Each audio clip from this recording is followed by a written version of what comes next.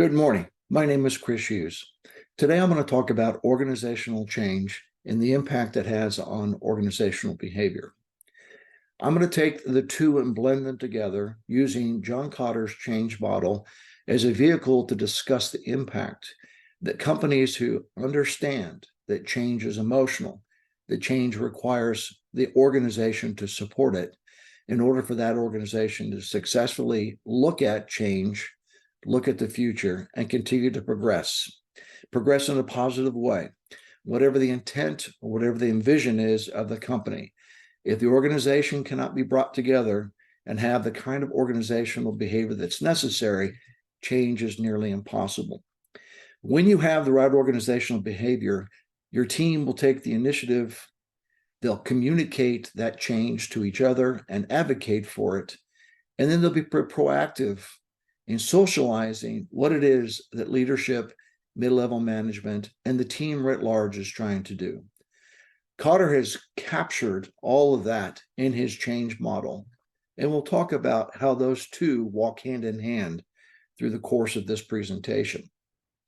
We have to look at what Peter Drucker has said, that change is the norm. If people aren't able to change, if organizations can't continue to grow and develop, then they are doomed to failure. And the last thing that's important is the status quo bias. Kotter's model attempts to scrape away that bias by giving a visualization to the team so they can actually understand, visualize, and describe what it is that's happening and become a part of the solution, as opposed to pushing back and becoming deviant forces within the organization that actively attempt to dismantle the change. In Kotter's change model, which I'll show here in a second, it is a visual depiction.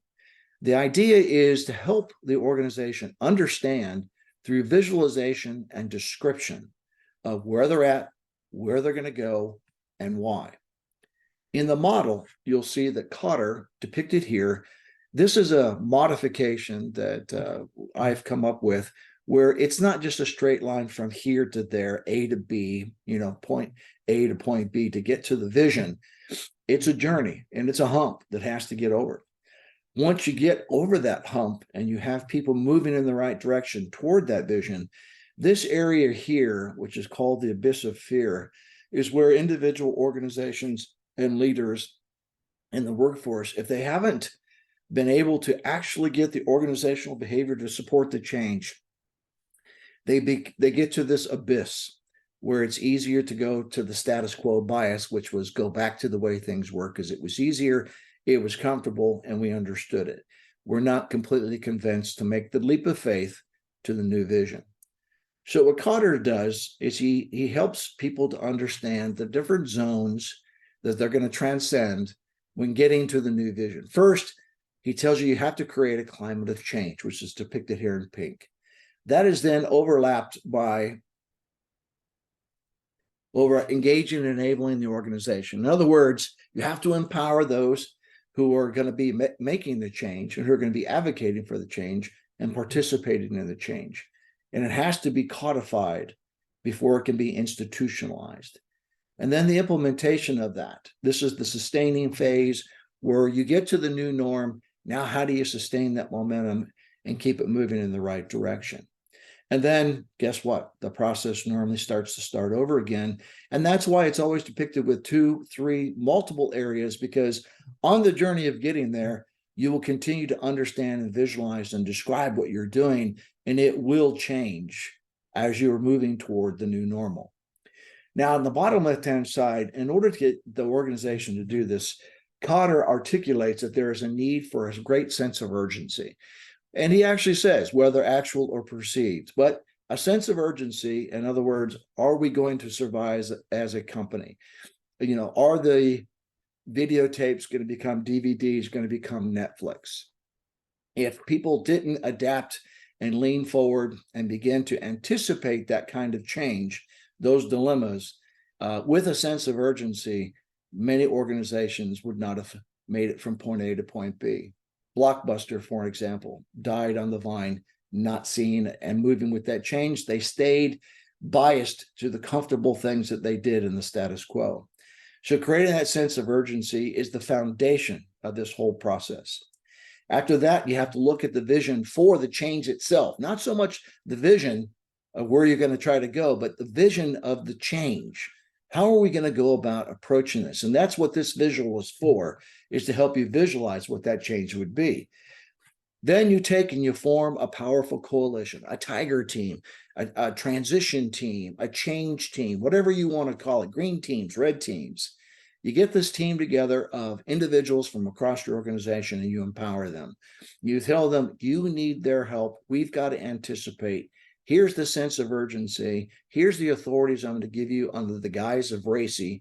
Who's responsible, who's accountable, who needs to be informed, and who needs to be coordinated with in terms of RACI.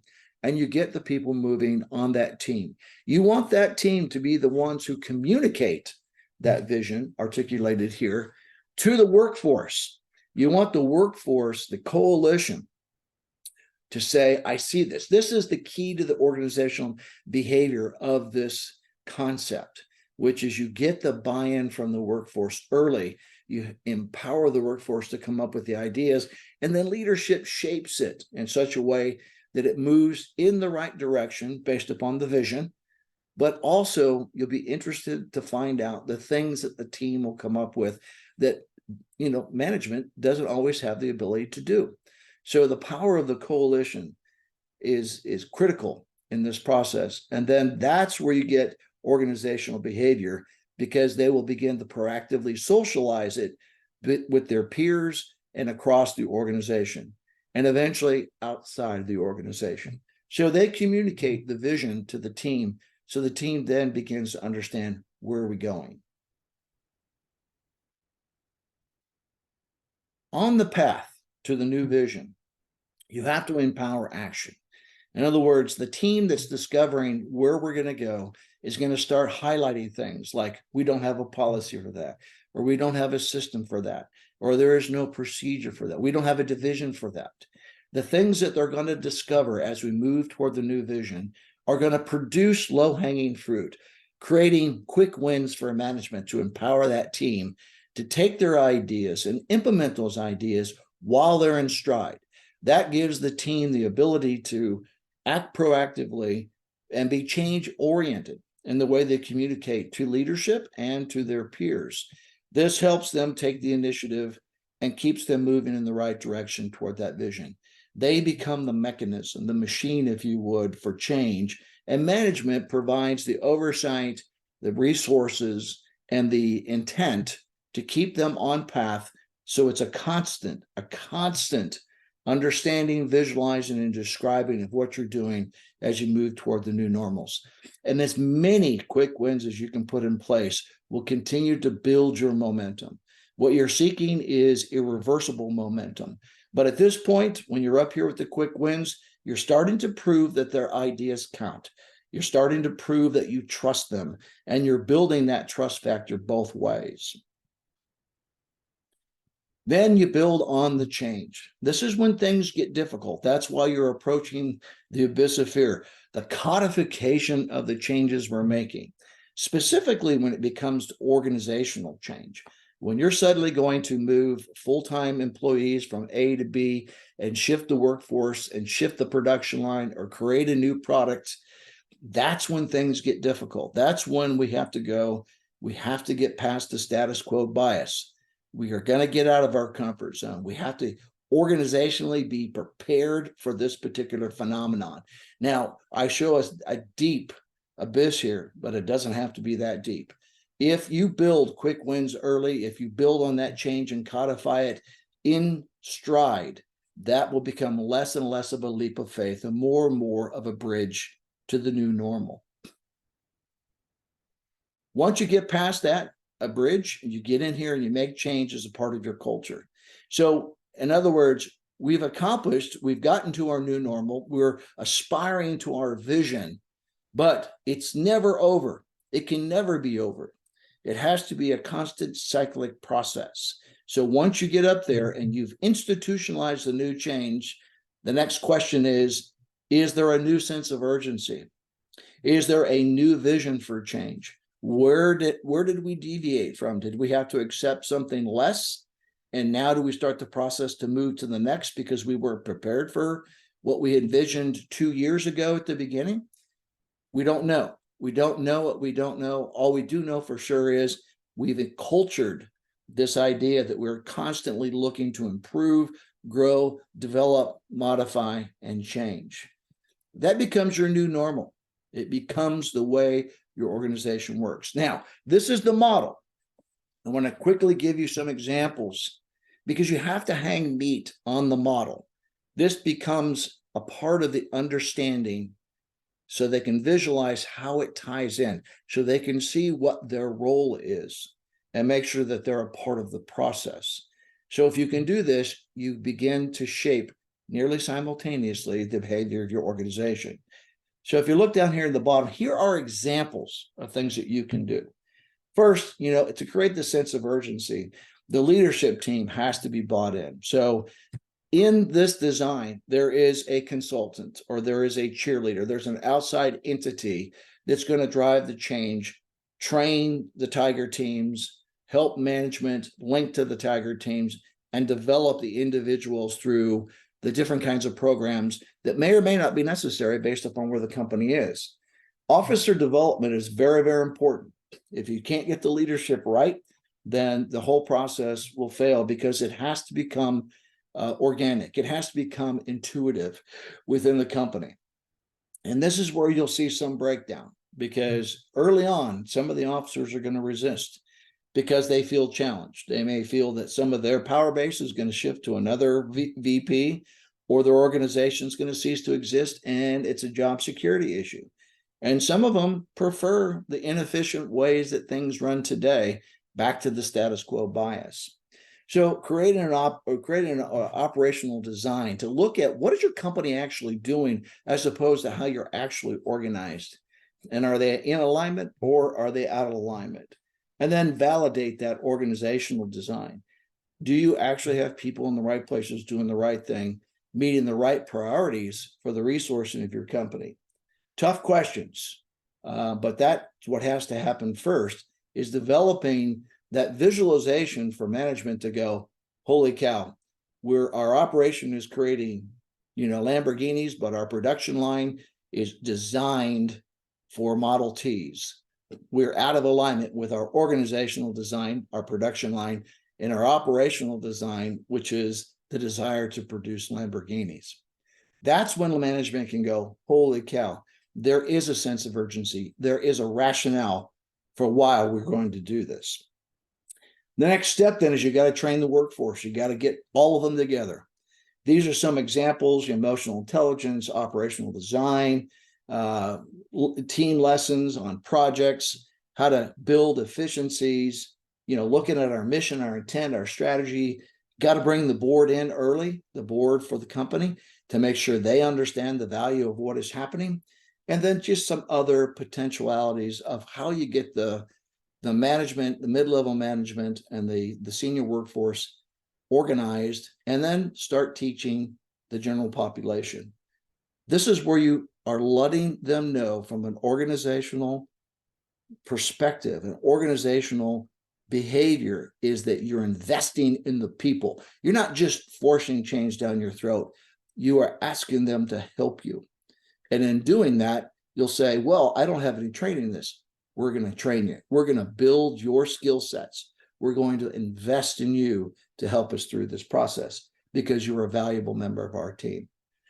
Additional steps, adding policies, training the board, introduction of software that may be necessary to help them. In this case, it was Monday, the software. Additional things, form transition team. That way you can empower the action. You create policies that may or may not exist. Get the CTO to work on systems and processes. This is a broadband company and they didn't have processes. It was a mom and pop that became a startup that is now growing into a much larger broadband company across an entire region. So they had to systemize things they didn't have before. That's why their organizational design was not suited for their upcoming huge jumps in change in their operational design. Other things you can do and continue to do is to publish, codify. This is where the status quo bias kicks in. This is the hard part, and that's why it's all in red.